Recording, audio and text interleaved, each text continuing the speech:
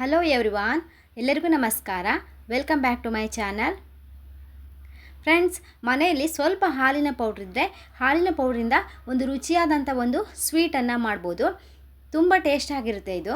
ಹಾಗೆ ಸಿಂಪಲ್ಲಾಗಿ ಮಾಡುವಂಥ ವಿಧಾನ ಯಾವ ರೀತಿ ಮಾಡೋದು, ಏನೇನು ಬೇಕೋ ನೋಡೋಣ ಬನ್ನಿ. ಈ ಸ್ವೀಟನ್ನು ಮಾಡಲಿಕ್ಕೆ ನಾನು ಅರ್ಧ KGಯಷ್ಟು ಹಾಲಿನ ಪೌಡ್ರನ್ನು ತೆಗೆದುಕೊಂಡಿದ್ದೀನಿ. ಹಾಗೆ 1/4 KGಗಿಂತ ಸ್ವಲ್ಪ ಜಾಸ್ತಿ ಬೆಲ್ಲವನ್ನು ತೆಗೆದುಕೊಂಡಿದ್ದೀನಿ. ಬೆಲ್ಲದ ಪ್ರಮಾಣವನ್ನು ನೀವು ಹೆಚ್ಚು ಕಡಿಮೆ ಮಾಡ್ಕೊಳ್ಬೋದು. ಹಾಗೆ ಒಂದು 2 ಟೇಬಲ್ ಸ್ಪೂನಷ್ಟು ತುಪ್ಪ, 1 ಗ್ಲಾಸ್ ನೀರು. ಮೊದಲಿಗೆ ನಾವು ಒಂದು ಪಾತ್ರೆಯನ್ನು ತೆಗೆದುಕೊಂಡು ಅದಕ್ಕೆ ಹಾಲಿನ ಪೌಡ್ರನ್ನು ಹಾಕ್ಕೊಂಡು, ಹಾಗೆ ನಾವು ಎತ್ತಿಟ್ಕೊಂಡಿರ್ತಕ್ಕಂಥ ಬೆಲ್ಲ, ಹಾಗೆ 1 ಲೋಟ ನೀರನ್ನು ಹಾಕ್ಕೊಂಡು ಇದನ್ನು ಚೆನ್ನಾಗಿ ಮಿಕ್ಸ್ ಮಾಡ್ಕೊಳ್ಬೇಕು.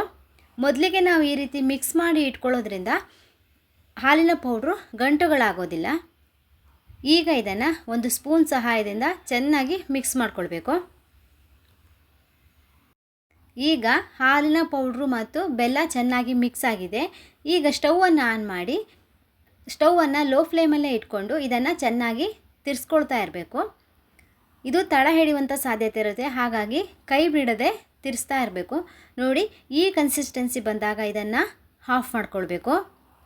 ತುಂಬ ಗಟ್ಟಿಯಾಗಲಿಕ್ಕೆ ಬಿಡಬಾರ್ದು. ತುಂಬ ಗಟ್ಟಿಯಾಗಲಿಕ್ಕೆ ಬಿಟ್ಟರೆ ಸ್ವೀಟು ತುಂಬ ಗಟ್ಟಿಯಾಗುತ್ತೆ. ಸ್ವೀಟು ಸಾಫ್ಟಾಗಿ ಬರಬೇಕಂದ್ರೆ ನೋಡಿ, ಈ ಕನ್ಸಿಸ್ಟೆನ್ಸಿ ಬಂದಾಗ ಸ್ಟವನ್ನು ಆಫ್ ಮಾಡ್ಕೊಳ್ಬೇಕು.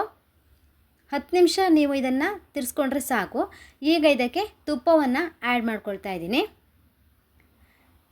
ತುಪ್ಪವನ್ನು ಆ್ಯಡ್ ಮಾಡಿಕೊಂಡು ಇದನ್ನು ಮಿಕ್ಸ್ ಮಾಡಿ ಇದನ್ನು ಸ್ವಲ್ಪ ತಣ್ಣಗಾಗಲಿಕ್ಕೆ ಬಿಡಬೇಕು. ಬಿಸಿ ಇದ್ದಾಗ ಅದನ್ನು ಉಂಡೆಗಳ ಕಟ್ಕೊಳ್ಳೋಕ್ಕೆ ಕಷ್ಟ ಆಗುತ್ತೆ. ಈಗ ನೋಡಿ, ಸ್ವಲ್ಪ ಬಿಸಿ ಬಿಸಿ ಇದ್ದಾಗ ನಾನು ಇದನ್ನು ಕಟ್ಕೊಳ್ತಾ ಇದ್ದೀನಿ. ಈ ರೀತಿಯಾಗಿ ಇದನ್ನು ಉಂಡೆಗಳಾಗಿ ಮಾಡಿಕೊಂಡ್ರೆ ಆಯಿತು. ರುಚಿಯಾದಂಥ ಮಿಲ್ಕ್ ಪೌಡರ್ ಸ್ವೀಟ್ ರೆಸಿಪಿ ರೆಡಿಯಾಗುತ್ತೆ. ತುಂಬ ಟೇಸ್ಟ್ ಆಗಿರುತ್ತೆ ಇದು. ನೋಡಲಿಕ್ಕೆ ತುಂಬ ಸಿಂಪಲ್ ಅನಿಸುತ್ತೆ, ಆದರೆ ಟೇಸ್ಟು ತುಂಬ ಚೆನ್ನಾಗಿರುತ್ತೆ. ನೀವು ಮಿಸ್ ಮಾಡದೆ ಇದನ್ನು ಒಮ್ಮೆ ಟ್ರೈ ಮಾಡಿ ನೋಡಿ. ಇದೇ ಥರ ಎಲ್ಲ ಉಂಡೆಗಳನ್ನು ಕಟ್ಕೊಂಡ್ರೆ ನಮ್ಮ ಸ್ವೀಟ್ ರೆಡಿ. ಈ ಥರ ಉಂಡೆಗಳನ್ನು ಕಟ್ಟುವಾಗ ನೀವು ತುಪ್ಪವನ್ನು ಸಹ ಯೂಸ್ ಮಾಡ್ಕೊಳ್ಬೋದು. ಹಾಗೇನೂ ಸಹ ಉಂಡೆಯನ್ನು ಕಟ್ಕೊಳ್ಬೋದು. ಮಕ್ಕಳಿಗೆ ಈ ಥರ ಸ್ವೀಟನ್ನು ಮಾಡಿಕೊಡಿ, ತುಂಬ ಇಷ್ಟಪಡ್ತಾರೆ. ಹೊರಗಡೆ ಬೇಕ್ರಿಯಿಂದ ನೀವು ತರುವಂಥ ಸ್ವೀಟು ಯಾವ ಥರ ಟೇಸ್ಟ್ ಬರುತ್ತೆ ಅದೇ ಥರ ಟೇಸ್ಟು ಈ ಸ್ವೀಟ್ ಕೂಡ ಬರುತ್ತೆ. ಒಮ್ಮೆ ಟ್ರೈ ಮಾಡಿ.